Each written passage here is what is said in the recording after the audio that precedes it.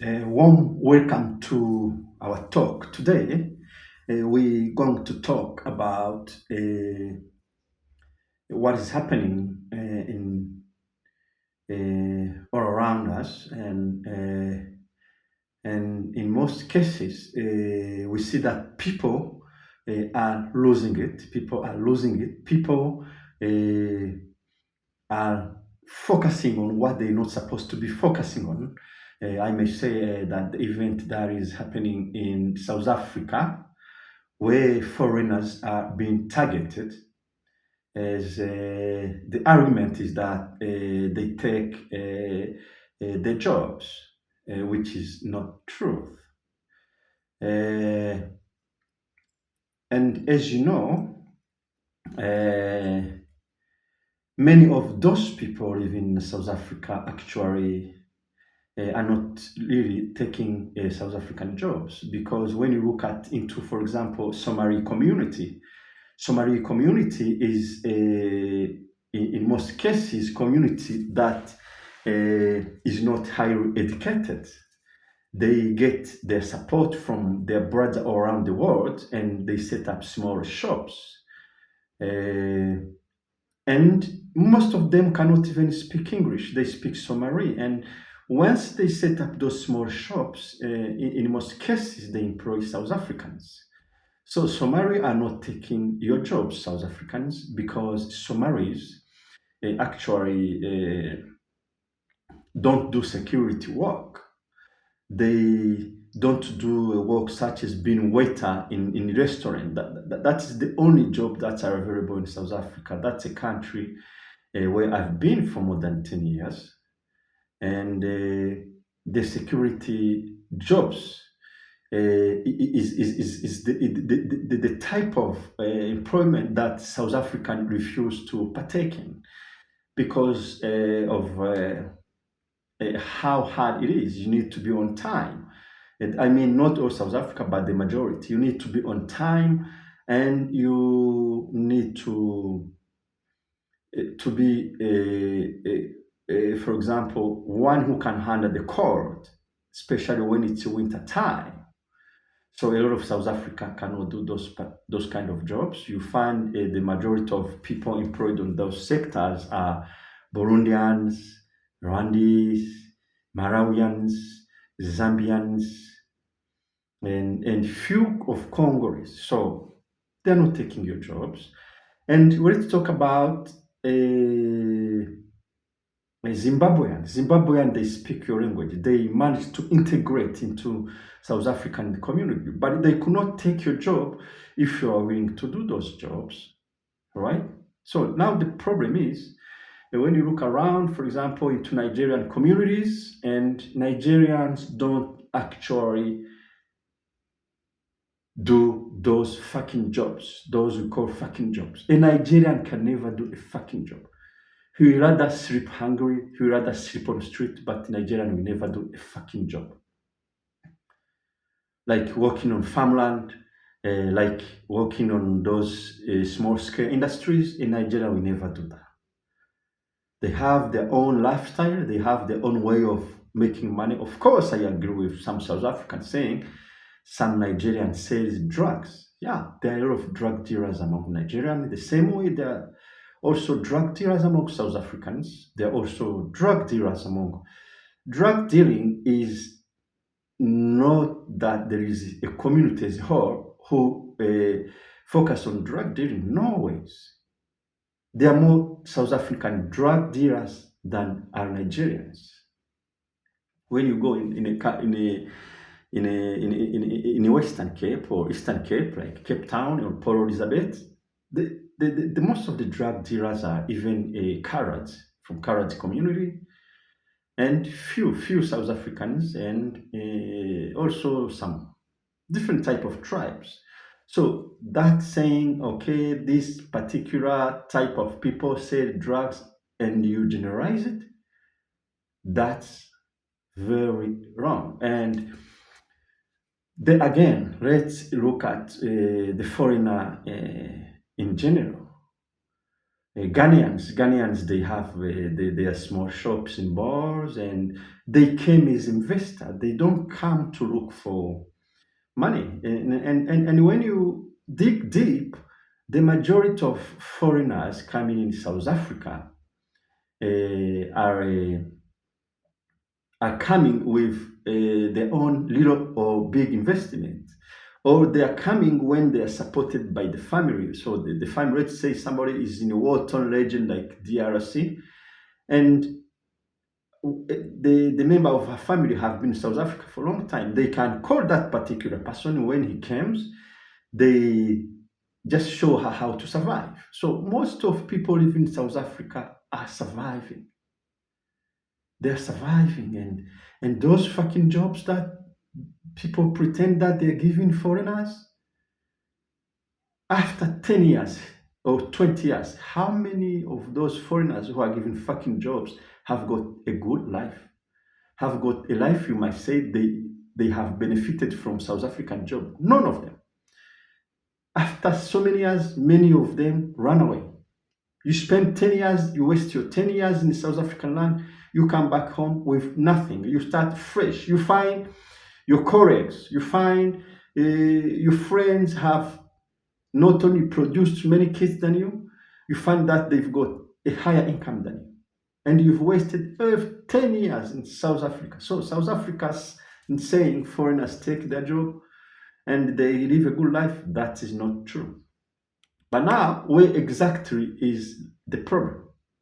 The problem is Home Affairs, South African Home Affairs and South African government. Because what Home Affairs actually does, the true refugees, I mean, in time, there were true refugees like Somalis, like Burundians, like Congolese.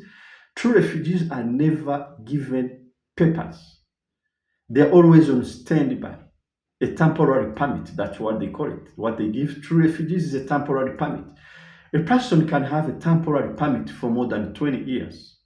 He's always reporting there, they put a stamp, he goes back home, and then somebody with money may come within 3 days, he've got a refugee passport, refugee ID.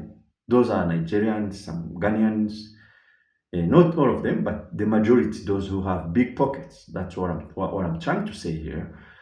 And Home Affairs is so corrupt that it just cannot even reject a person definitely. When you get a rejection definitely, you may appeal, okay, and they give you again a temporary permit. So people are stuck, foreigners are stuck in that country. Because once a person is rejected, the person might say, okay, let me go back to my country since I've been rejected as a refugee, since I've been rejected in this country. But they keep you waiting. That's Home Affairs. And another problem that that country has is the government itself. The government has never done anything to its citizens. No preparation like investment so that the people might invest themselves to small scale industries. When you look at all of African countries, Africans survive in small scale industries, selling small things, tomato on the street. Africa, the whole African country economy is struggling, but you find people selling matoke, you find people selling yams. Those small jobs were not created. So that could not be the fault of foreigners. That could be the fault of the government that did not take time to train its people. They took power, they took government, and they took, all of the most administrative system, but they had no policy of how they're gonna get their people out of poverty. So citizens were fresh from apartheid and they had nothing, and the government made it worse. ANC is the problem. ANC is the problem. When they took power, corruption was widespread, that it has affected almost all of the institutions. So let me tell you, South Africa, If you chase all of those foreigners, with your free mind, most of you are not performing well sexually. That's something I may say. Some of you, like almost South African blacks, they don't perform with women's. They perform among men's. Not all of them, but the number is so high. It can even reach 70% or even 80%. So the remaining 20 are the one who are like trying to be normal, and those are older people, not younger generation. Younger generation, they do worse things. And when I talk about younger generation, it's not just black South African, it's white South Africans as well. When you look at Cape Town is a gay capital. Cape Town is a gay capital where men from all over the world come to perform the homosexuality over there. And now, I'm not saying now that if you're homosexual, it's your right to be whatever you choose to be. But now, think about it. If you chase Nigerians and your men don't produce, who will take over the land? Because your men are not producing. Your men are not making kids. The majority of them are not making kids to replace their ancestors, as they say. But Nigerians are making kids with South African women. Ghanaians are making kids with South African women. Burundians are making kids with South African women. Malawians are marrying South African women. Zambians are marrying South African women. And it's very hard for somebody who has come very far to come in another land and doing a fucking job and at the same time going in the boot, going where the face is supposed to come from. That's not a path that was made for sex. What you say in your language, it's not the place. It's not the place. Okay? It's not the place. Place is in front. And now we have the trouble of people who are perishing because you not produce. And now there is another problem, South Africans, you are not thinking about. You know what it is? Let me tell you openly. I hope this message of mine goes far away. You have a younger generation which will not produce in future. That means in 2050, there is no Xhosa, no Zulu, no Venda, no Tswana, because the majority of those, your young people are into homosexuality. So they will not produce. Now, if they don't produce and you're chasing foreigners right now who are trying a little bit to produce, who will take over the land now? Your land will be isolated. You will be few in your country.